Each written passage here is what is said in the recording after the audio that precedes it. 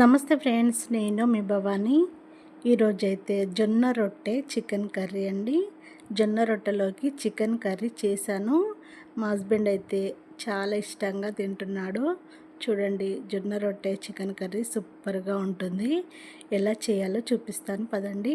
Stove పైన 2 గ్లాసుల వరకు వాటర్ని పెట్టుకొని మంచిగా మరిగేటప్పుడు సాల్ట్ని అయితే వేసేసుకోవాలి.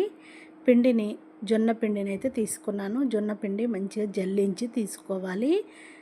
జల్లించి తీసుకున్న పిండిని మరొక గిన్నెలో 2 పిడికిళ్ళ వరకు ఒక గిన్నెలో అయితే వేసేసుకొని పిండిని అయితే మధ్యలో గుంతలాగా చేసేసుకొని మరిగించిన వాటర్ని వేసేసుకుంటూ ఒక గరిటెతో తీసుకొని పిండిని అయితే కలుపుకోవాలి.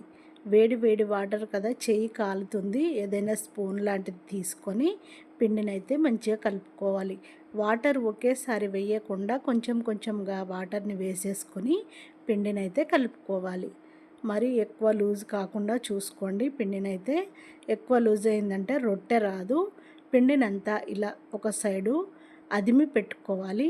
పిండి చల్లగా అయిందంటే రొట్టె మాత్రం రాదండి, రొట్టె విరిగిపోతుంది. పిండిని మంచిగా అదిమి ఒక పక్కన పెట్టేసుకోవాలి.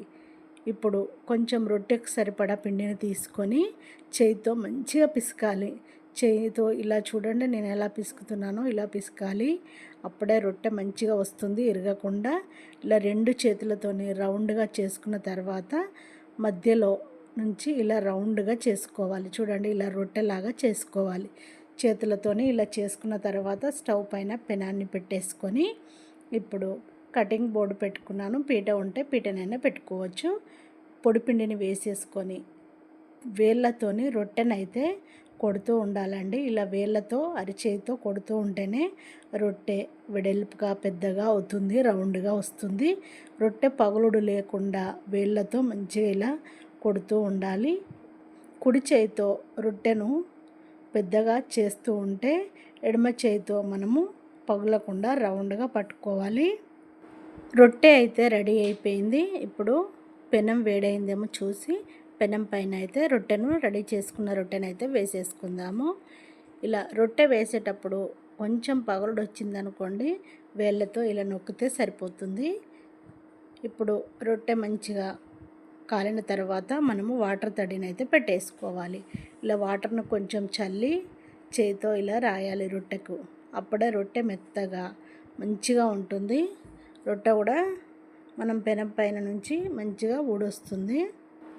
రొట్టెకి వాటర్ని పట్టించిన తర్వాత ఇలా బబుల్స్ లాగా వస్తాయి. చూడండి, పైనకి ఇలా బబుల్స్ లాగా వస్తాయి. వాటర్ అయితే మంచిగా పట్టియాలి. మొత్తము పేలినట్టు ఉంటుంది. రొట్టె బాగోదు వాటర్ పట్టియకపోతే. వాటర్ తడినైతే పట్టియాలి. వాటర్ పట్టించిన తర్వాత గరిటె తీసుకొని రొట్టెనైతే తింపి వేసేసుకోవాలి. రొట్టె మాడనివ్వకుండా చూసుకోండి. రొట్టె మాడితే చేదుగా ఉంటుంది. రొట్టె మాడనివ్వకుండా కాలుస్తూ ఉండండి.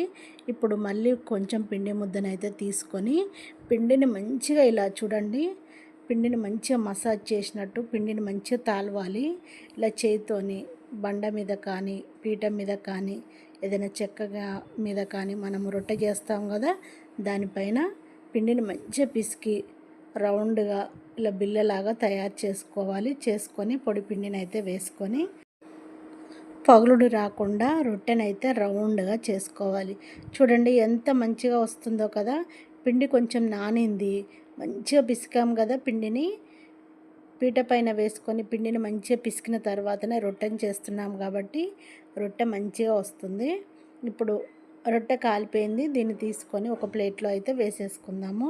ఇలా రొట్టె మంచిగా కాలాలండి, మాడనివ్వకుండా ఇలా రొట్టెను కాల్చుకోవాలి. కాల్చిన తర్వాత ఒక ప్లేట్లో అయితే వేసేసుకోవాలి. పెనానికి ఇలా పిండి ఫస్ట్ మనం రొట్టె కాల్చాం కదా, అలాంటప్పుడు ఏదైనా అంటకపోయింది ఉంటే సరాతంతో మొత్తము గీకేసేయాలి. అప్పుడే రొట్టెను వేయాలి. చూడండి, ఇప్పుడు సెకండ్ రొట్టె ఎంత మంచిగా వచ్చిందో చూడండి. ఇంత పగులుడు లేకుండా ఎంత మంచిగా వచ్చిందో చూడండి. ఇప్పుడు రొట్టె వేసిన తర్వాత రొట్టె కాలినాక కొంచెం వాటర్ని వేసేసి రొట్టెకు మొత్తం పట్టించిన తర్వాత రొట్టెను తింపి వేసేసుకోవాలి. చూడండి ఎంత మంచి ఊడొచ్చిందో. ఇప్పుడు మళ్ళీ పిండి తీసుకొని రొట్టె కాలేలోపు మళ్ళీ రొట్టెనైతే రెడీ చేసుకుందాం. సేమ్ అండి, పిండిని మంచిగా పిసకాలి. మంచిగా పిసికిన తర్వాతే రొట్టెనైతే తయారు చేసుకోవాలి. ఇంతేనండి, చాలా సింపుల్గా జొన్న రొట్టెనైతే చేసుకోవచ్చు. పెద్ద కష్టం ఏమీ కాదు. కొత్తగా చేసే వాళ్ళైనా భయపడకుండా చేయవచ్చండి జొన్న రొట్టె. చపాతీల కంటే జొన్న రొట్టె చాలా ఈజీ అండి. పిండిని చూసుకొని మనము చేయొచ్చండి. పిండి కొద్దీ రొట్టె అంటారు కదా, మనం ఎంత పిండి అయితే పట్టుకుంటామో రొట్టె కూడా అంతే వస్తుంది. తక్కువ పట్టుకుంటే చిన్నగా వస్తుంది, ఎక్కువ పట్టుకుంటే పెద్దగా వస్తుంది.